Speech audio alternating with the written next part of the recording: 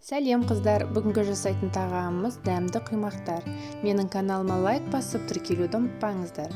Бізге керек заттар: күнбағыс майы, жұмыртқа, ұн, сүт, ас содасы, қант, тұз және қайнатылған су.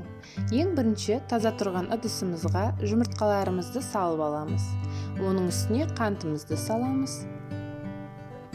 Дайындалып тұрған тұзымызды саламыз. Жақсылап тұрып миксерлейміз. Оның үстіне ұнымыздың жартысын салып, түйіршік қалмайтындай қылып, жақсылап 15 секунд ішінде миксерлейміз. Сүтіміздің жартысын құямыз. Оны да бір 10 секундтай жақсылап миксерлеп аламыз.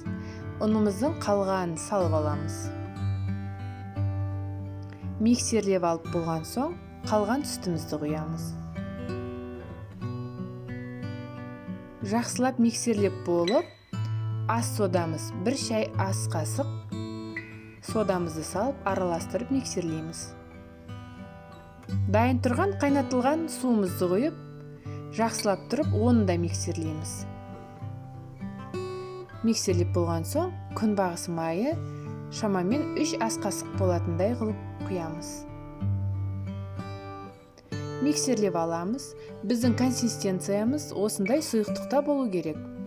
Қызып тұрған табамызды үстіне майын құйып, жағып, сұйықтығымызды құямыз.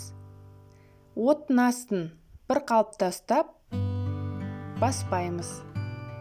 Мінекей осындай болып жұқа құймақтар шығады, оңай ауыстырылады.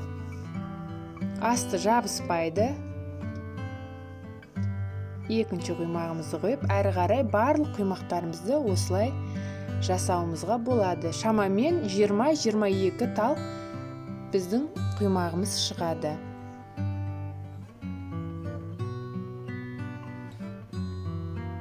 Мінекей жұқалығы осындай түрде болады. Өте дәмді, жұмсақ, қонақ келгенде тез жасала қоятын құймақтардың бірі. Менімен бірге болғандарыңызға рахмет. Лайк басып, комментарий жазуды ұмытып кетпеңіздер.